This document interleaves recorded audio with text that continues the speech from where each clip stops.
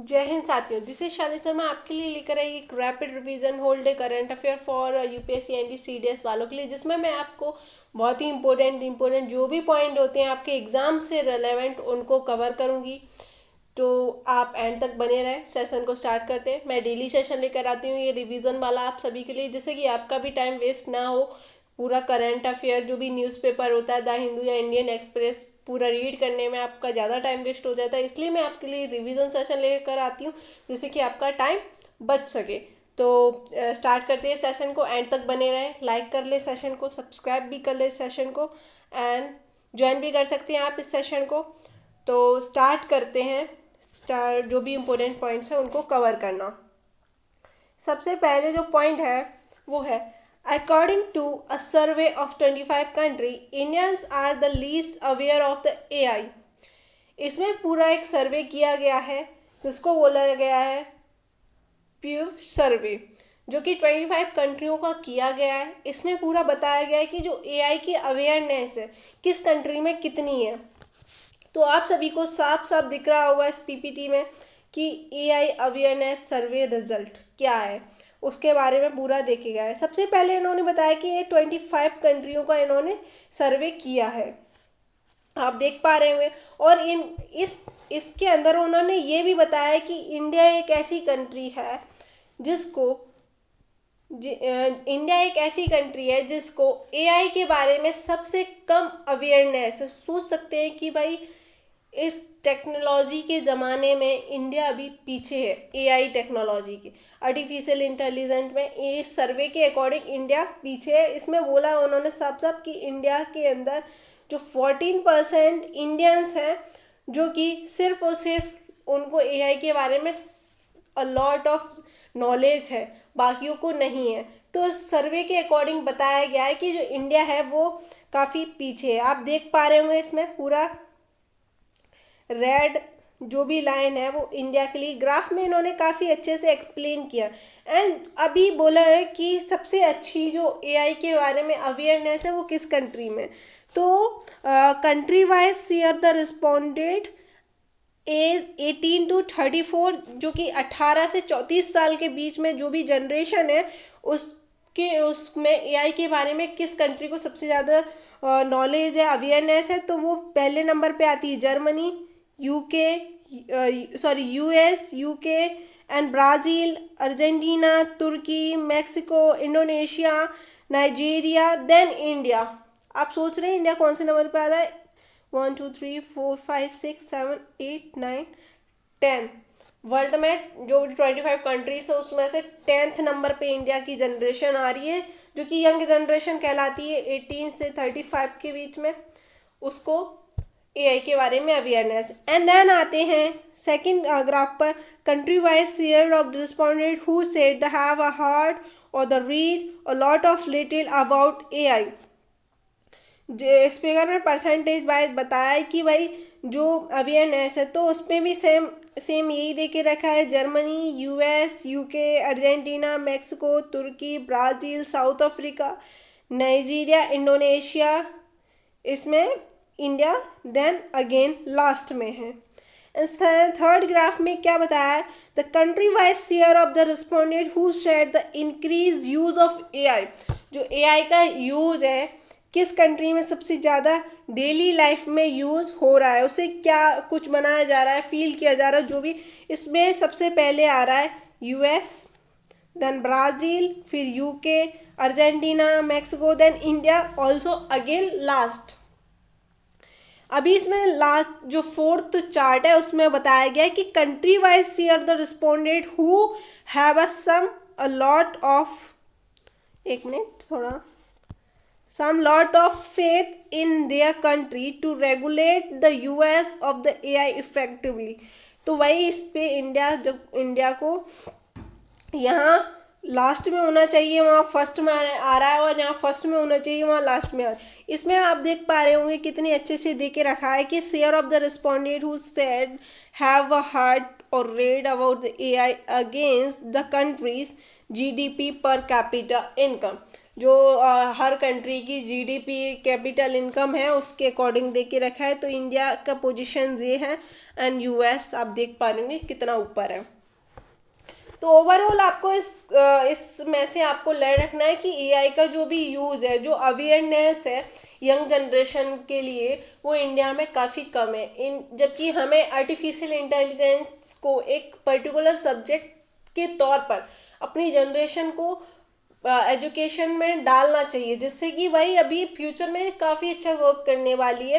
तो आपको इसमें एग्ज़ाम के लिए एआई जो भी सर्वे हुआ है, पीयू सर्वे, इसको लर्न रखना है कि what is the Pew survey of the AI, किस पोजीशन पे है इंडिया। आपको एग्जाम के लिए इतना लर्न रखना है इससे। नेक्स्ट आते हैं, नेक्स्ट द इंडस रिवर से when water is a both life line and the fault time. इससे आपको इतना बड़ा जो भी ये आर्टिकल दे रखा है, आपको इतना पूरा लर्न नहीं रखना है।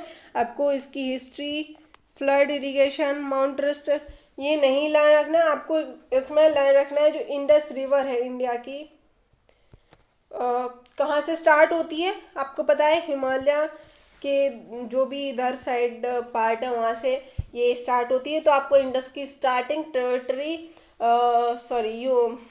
जो भी डिस्ट्रीब्यूटरी और ट्रिब्यूटरी लर्न रखनी है एंड किस किस स्टेट को ये पास करती है वो लर्न रखना है। नेक्स्ट पॉइंट पे आते हैं, Indian maritime sector has seen the historical progress Modi. आप देख पा रहे हो ये काफ़ी अच्छा बहुत ही बढ़िया वर्क है, जो कि इसमें बताया गया कि PM launch initiative worth 2.2 lakh crore for the shipping and the shipbuilding sector of maritime leader conclave the aim the global tension and Indian response autonomy include the growth, he say। काफ़ी अच्छा इन्होंने इसमें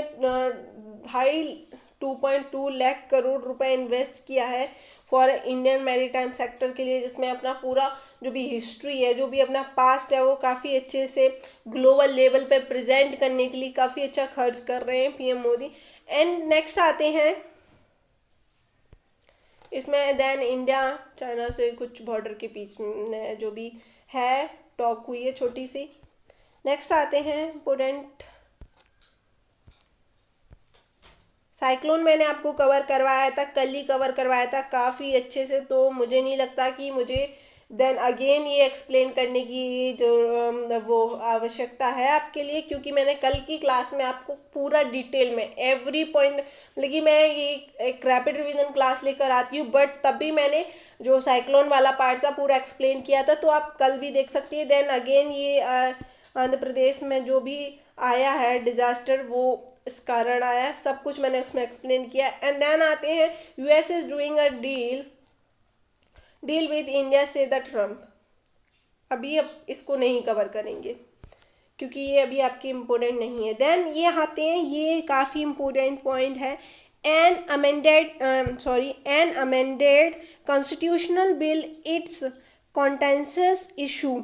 जो भी constitution में amendment issue होते हैं उसके बारे में, इससे पहले कुछ टाइम पहले ये आया था कि जो भी पीएम, जो भी जैसे किसी को जेल में रखा जाता है उसे अरेस्ट किया जाता है, चाहे वो पीएम हो या सीएम हो। अगर कोई भी व्यक्ति पार्लियामेंट में मेंबर है या फिर स्टेट मेंबर है, जो भी सेंट्रल मिनिस्टर है या फिर स्टेट मिनिस्टर, XYZ जो भी हो, अगर वो 30 डेज, ये बिल लाया गया है, अभी पास नहीं हुआ है, पास होने में अभी इसको टाइम लगेगा, लेकिन जो बिल है मैं वो आपको एक्सप्लेन कर रही हूँ।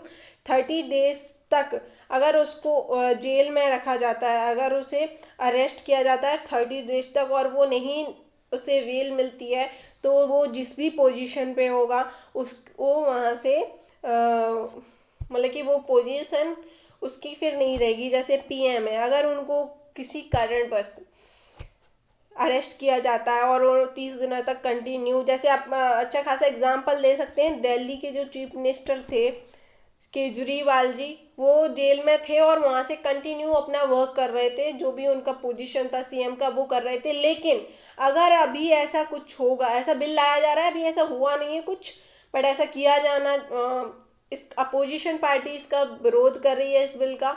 अभी देखो क्या होता है। तो अगर ऐसे कोई 30 दिनों से ज़्यादा जेल में रहता है तो उसकी जो पोजीशन है, जैसे उनकी सीएम की पोजीशन थी, तो उन्हें वहाँ से हटा दिया जाएगा। दोबारा इलेक्शन किए जाएंगे, जो भी कुछ किया जाए, लेकिन उन्हें उस मिनिस्ट्री पोस्ट से हटा दिया जाएगा। अभी ये बिल पास नहीं हुआ है, बिल लाया गया है, लेकिन अपोजिशंस का ये कहना है कि भाई अगर ऐसा होगा तो it's not a fair politics, police वगैरह सब जो भी पॉलिटिकल पार्टी रूल में होती है उस टाइम पे उसी के अकॉर्डिंग सारी चीज़ें, तो इसका बहुत ज़्यादा मिसयूज हो सकता है, ऐसा अपोजिशंस का कहना है। लेकिन अभी अगर कुछ फियर के साथ होगा तो अच्छा भी है ये, और बेकार भी हो सकता है ये। इसके जितनी एडवांटेज हैं उतनी डिसएडवांटेज हो सकती हैं, आप देख पा रहे होंगे। एंड इसमें देखिए रखा है कि आर्टिकल 75, आर्टिकल 164 एंड आर्टिकल 239 ए का ए, तो आपको ये आर्टिकल्स लर्न रखने हैं। एंड और इसमें आपको ये पूरा नहीं रीड करना है। अगर आपको पूरा ही रीड करना होता तो मैं रैपिड रिवीजन की क्लास क्यों लेकर आती, आपके लिए इजी करने के लिए तो मैं क्लास लेकर आ रही हूँ। तो जो मैं आपको बता रही हूँ इम्पोर्टेंट, वही आपके लिए इम्पोर्टेंट है। एंड आपको ये सेक्शन 41 है, सेक्शन 48, जैसे कि आपको पता है भारत, जैसे कि पहले जो भी होती थी आईपीसीस होती थी, उनको चेंज करके भारतीय न्याय संहिता और भारतीय जो न्याय क्या न्याय संहिता, वो सारी चीज़ें आ गई हैं रिप्लेस करके। तो आपको ये माइंड में रखना है, देख पा रहे होंगे आप। नेक्स्ट पॉइंट आते हैं, Norway and India green maritime partnership. ये काफ़ी अच्छा है, नॉर्वे के साथ इंडिया का एक बढ़िया मैरीटाइम पार्टनर बन गए। एंड एक और आर्टिकल है काफ़ी अच्छा, हाँ ये भी इम्पोर्टेंट है फॉरेन अफेयर से, क्योंकि भाई चाइना ने कर दिया है WTO में इंडिया की रिपोर्ट। कैसे? चाइना का कहना है कि भाई इंडिया जो भी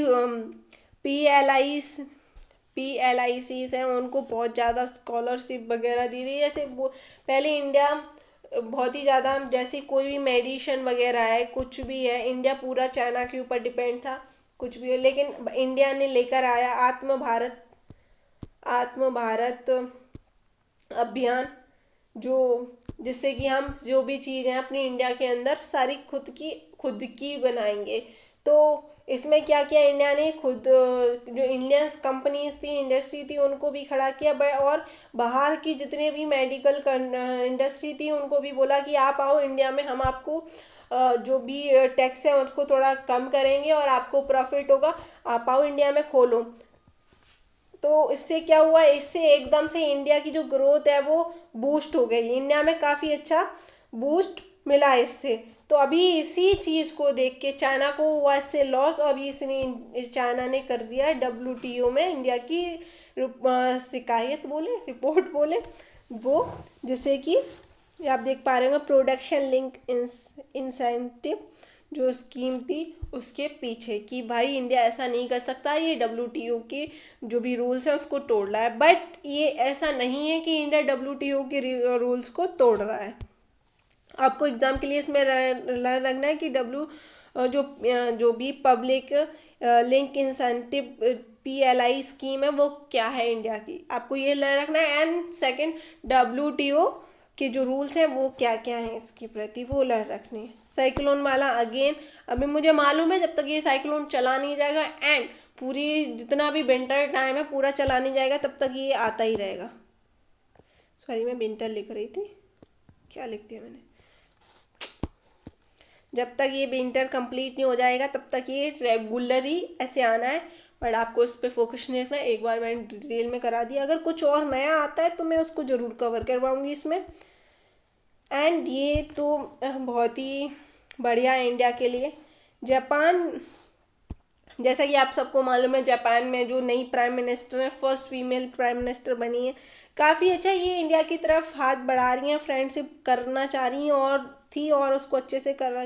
तो ये पीएम मोदी जो कॉल ये मोदी जी को जापान बुला रही हैं क्वाड इशू जो भी है उसके लिए, तो ये इंडिया की तरफ काफ़ी अच्छे से रिश्ता और जो डिफेंस को लेकर जो भी अपना है उसको और मजबूत करना चाह रही है। तो उसमें आपको बस इतना रखना है। एंड सेवी फेवरेट म्यूचुअल फंड रूल, ये भी मैं आपको नहीं करवाऊँगी क्योंकि ये आपके एग्ज़ाम के लिए नहीं है। एंड नेक्स्ट आते हैं, ये काफ़ी इम्पोर्टेंट है, ये एक्चुअली में आज का नहीं है, कल का था, पर कल मैं इसको ऐड करना भूल गई थी पीपीटी में, तो मैंने बोला बहुत इंपॉर्टेंट तो मैं आज आपके लिए लेकर आई हूँ इसको ऐड कर कर। तो इसमें क्या है, cloud seeding trials done to the combat surging air pollution. आप सभी को मालूम है कि दिल्ली में क्या हाल है भाई पॉल्यूशन का। पॉल्यूशन जो लेवल है ना, वो बोलते हैं स्टेज से डिवाइड करके रखा है, वो शायद 3rd 4th पर है, बट जो दिल्ली की गवर्नमेंट है भाई उसने इसको हाइड करके रखा है कि भाई ऐसा कुछ नहीं है, बट तभी वहाँ पे दिखता तो है ना लोगों को आंखों से। पॉल्यूशन कोई ऐसी चीज़ थोड़ी ना कि पेट दर्द है तो किसी को समझ ही नहीं आएगा, कह दो कि पेट दर्द है, हो रहा है कि नहीं हो रहा किसी को नहीं, भाई वो पॉल्यूशन है सबको दिखेगा। तो वही पॉल्यूशन को हाइड करने के लिए दिल्ली गवर्नमेंट ने क्या किया, आईआईटी कानपुर से कोलैबोरेट किया एंड आर्टिफिशियली जो रेन होती है वो करवाई, बिकॉज पॉल्यूशन को कम किया जाना चाहिए, कम करने के लिए। बट ऐसा कुछ नहीं हुआ वहाँ पे, कई बार इन्होंने वो रेन करवाई वहाँ पे, बट ये तो क्विक टाइम के लिए था कि थोड़े टाइम के लिए होगा रेन और थोड़ा पोल्यूशन डाउन हो जाएगा, देन अगेन फिर से वही राइज कर जाएगा, तो उसी के लिए था, बट ये फेल हो गया, कोई मतलब नहीं रहा है इसका।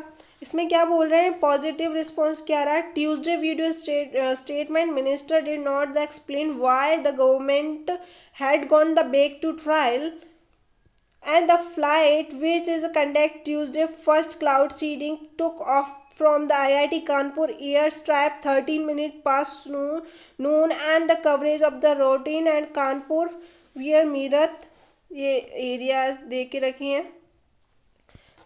And on September 25 the Delhi government signed a memorandum of the understanding with IIT Kanpur conduct cloud seeding trial emergency measure to combat increasing pollution at and the instrument cost. भाई साहब इन्होंने इतना पैसा अगर पॉल्यूशन को बचाने के लिए, पॉल्यूशन को कम करने के लिए लगा दिया होता तो शायद ही क्या 1-2% पॉल्यूशन कम भी हो जाता, बट कोई नहीं।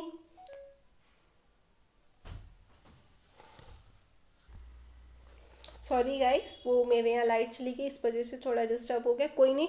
अगर इन्होंने इतना पैसा आर्टिफिशियल रेन पे खर्च किया, अगर इतना पैसा इन्होंने अगर वहाँ के पॉल्यूशन को कम करने के लिए किया होता तो कहीं ना कहीं 1-2% तो पॉल्यूशन कम होता ही, लेकिन इन्होंने सोचो 3.5 करोड़ रुपए 1 दिन 2 दिन की आर्टिफिशियल रेन करवाने में खर्च कर दिए। सोच पा रहे हो इतना पैसा कहाँ, वैसे पैसा नहीं है गवर्नमेंट के पास, लेकिन फालतू का खर्च करने के लिए भर भर के है। तो वही है, ये इन्होंने इतना पैसा खर्च किया उसका भी कोई मीनिंग नहीं रहा, एक दिन के लिए भी दिल्ली को पॉल्यूशन लॉस नहीं हुआ, बट कोई नहीं। आपको इसमें एग्ज़ाम के लिए आर्टिफिशियल जो रेन होती है वो लर्न रखनी है एंड हाँ बस इतना ही लर्न रखना है आपको एग्ज़ाम के लिए कि आर्टिफिशियल रेन क्या होती है। एंड आज के जितने भी इम्पोर्टेंट पॉइंट्स हैं मैंने सारे कवर करवा दिए आपको। आप इस सेशन को लास्ट तक देखा आपने, थैंक यू। एंड आप इस सेशन को अपने दोस्तों के साथ ज़रूर शेयर करें और सब्सक्राइब करना ना भूलें। जय हिंद।